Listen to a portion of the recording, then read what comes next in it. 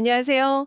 오늘 여러분과 함께 파헤쳐볼 자료는 투자의 세계를 완전히 다른 눈으로 보게 만드는 책 안티 일만엔의 기대 수익률입니다. 이 책이 사실 정말 두껍고 내용도 깊어서 혼자 읽으려면 큰 결심이 필요하거든요.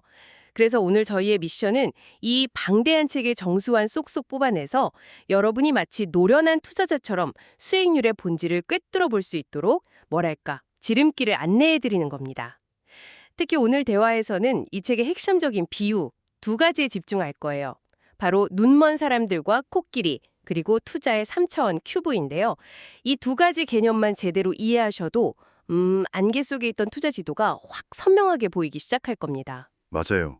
그리고 본격적으로 시작하기 전에 이건 꼭 짚고 넘어가야 할 것 같아요.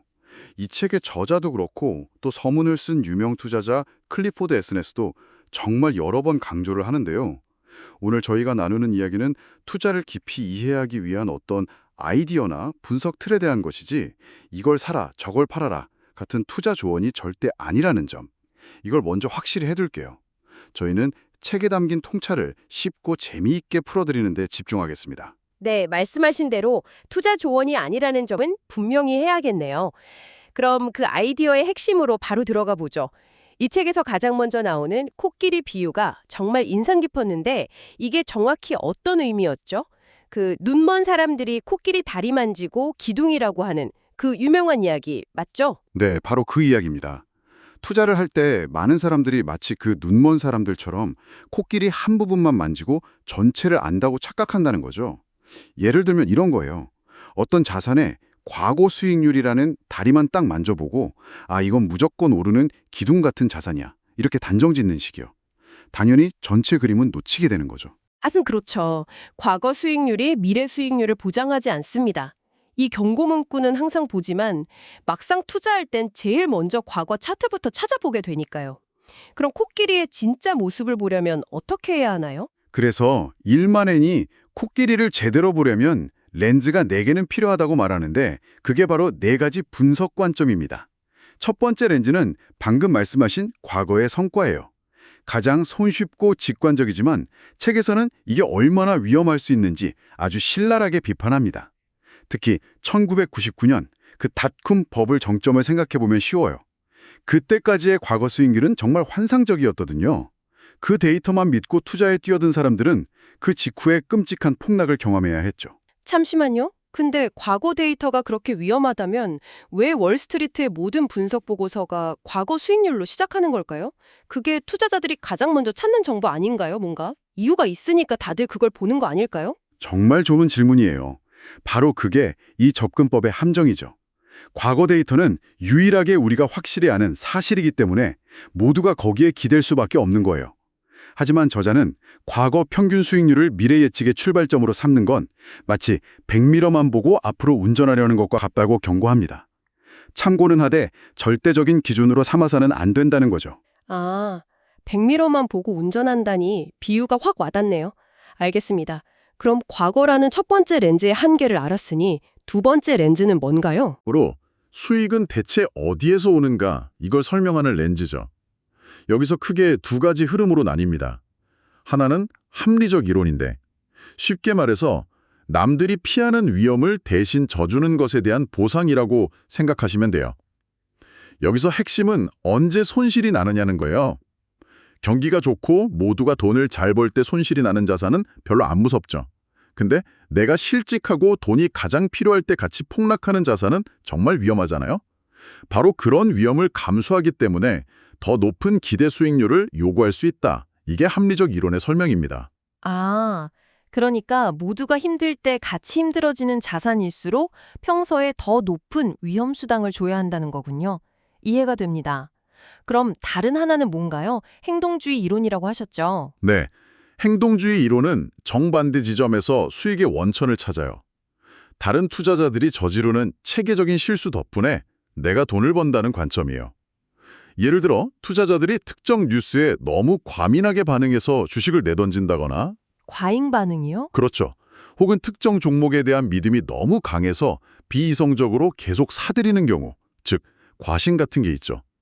이런 비합리적인 행동들이 시장의 일시적인 불균형을 만들고 그 틈을 파고들어서 저평가된 주식을 사거나, 즉 가치 투자죠. 아니면 추세를 따라가는 모멘텀 투자를 하는 전략이 장기적으로 성공할 수 있는 배경이 된다. 이렇게 설명합니다. 그 점이 정말 흥미로운데요. 한쪽에서는 합리적인 위험 감수에 대한 보상을 말하고 다른 쪽에서는 비합리적인 실수 덕분에 기회가 생긴다고 하니 이 두 가지가 공존한다는 게 투자의 본질을 보여주는 것 같네요. 자, 그럼 세 번째 렌즈로 넘어가 볼까요? 미래지향적 지표라고 되어 있는데 이건 어떤 건가요? 미래를 예측하는 방식입니다. 과거 데이터가 아니라 현재, 시장 가격에 담긴 정보를 활용하는 거죠. 가장 대표적인 게 바로 채권 수익률이에요. 지금 미국 10년 만기 국채를 사면 연 4.5%를 준다고 하면 그건 앞으로 10년간 내가 얻게 될 수익률에 대한 꽤 명확한 정보가 되죠. 채권은 확실히 그렇겠네요. 그럼 주식은 어떤 계기판을 봐야 하나요? 주식의 경우에는 주가 수익 비율, 즉 PE 비율 같은 가치평가 지표들이 좋은 계기판이 될 수 있습니다. 예를 들어 S&P 500의 평균 PE가 25배인데 지금 18배 수준이다. 그럼 역사적 평균보다 주가가 싸다는 의미니까 앞으로의 기대 수익률은 더 높을 수 있다고 합리적으로 추론할 수 있는 거죠.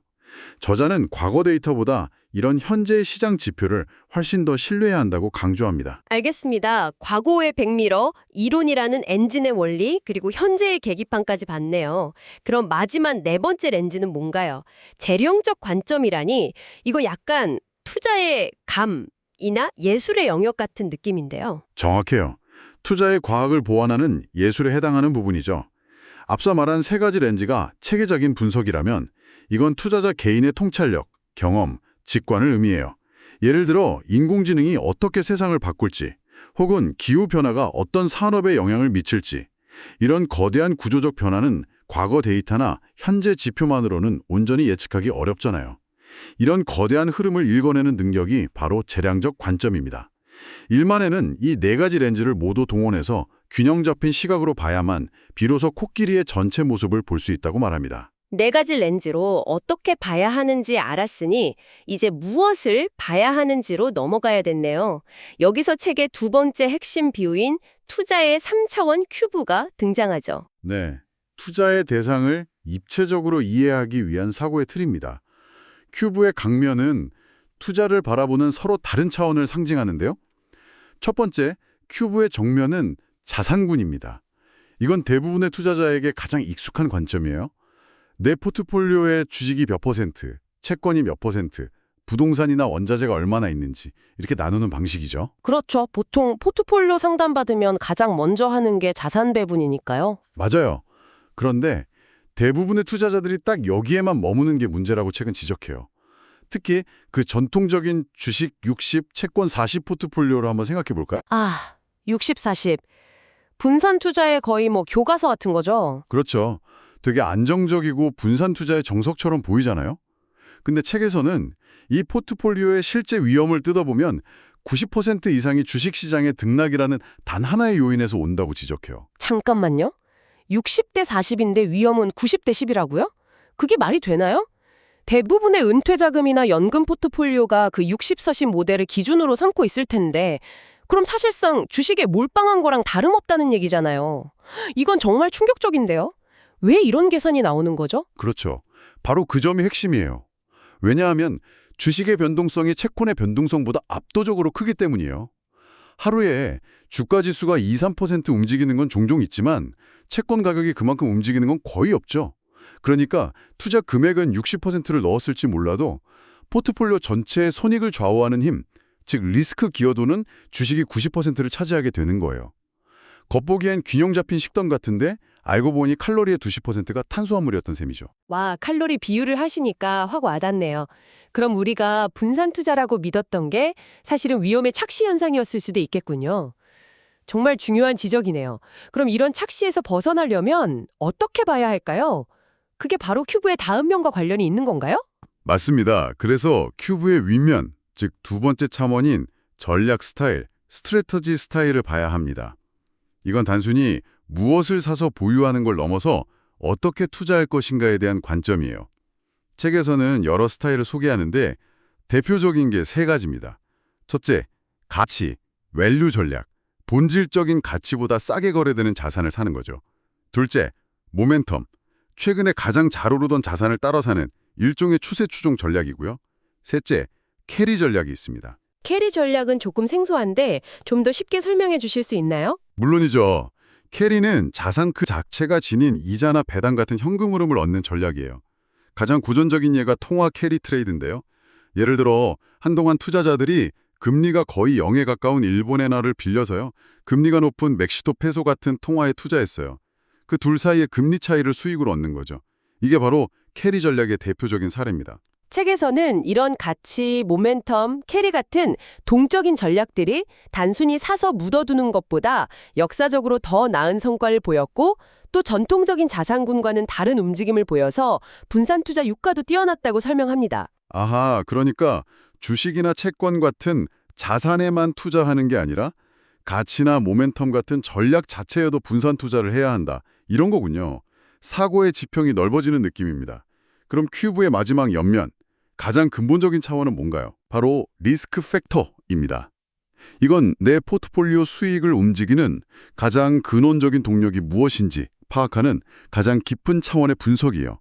내 포트폴리오가 왜 오르고 왜 내리는가에 대한 근본적인 답을 찾는 과정이죠. 예를 들어 내 포트폴리오가 경제 성장이 잘 될 때 오르는지 아니면 예상치 못한 인플레이션이 발생했을 때 어떻게 반응하는지 갑작스러운 금융위기 같은 꼬리 위험에 얼마나 노출되어 있는지를 분석하는 겁니다.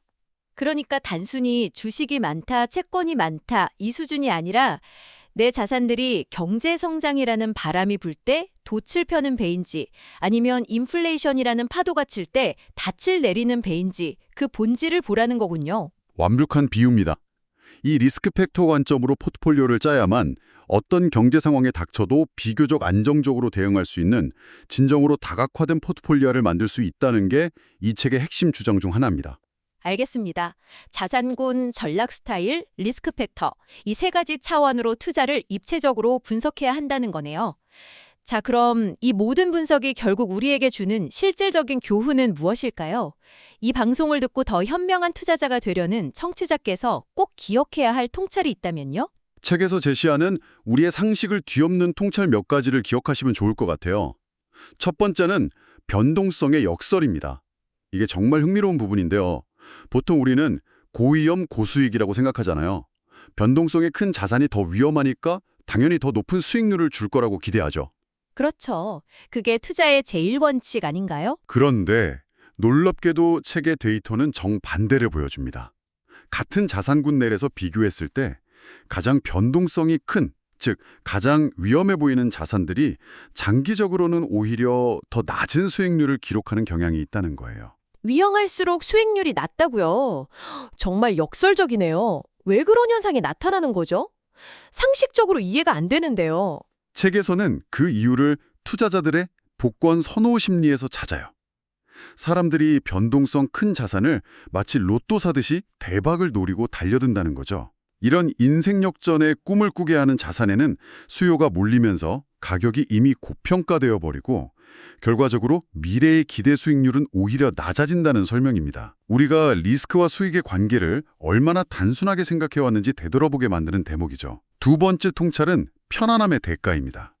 책은 우리의 장기 성과를 갉아먹는 편안한 선택들을 경고해요. 예를 들어 많은 투자자들이 레버리지, 즉 빚내서 투자하는 걸 본능적으로 불편해하고 두려워하죠. 그래서 레버리지를 쓰는 대신 처음부터 변동성이 아주 높은 자산에 투자해서 높은 수익을 얻으려고 해요. 하지만 방금 말씀드린 변동성의 역설 때문에 이런 선택이 오히려 낮은 장기 수익률로 이어질 수 있다는 거죠. 저도 솔직히 그런 마음이 있어요.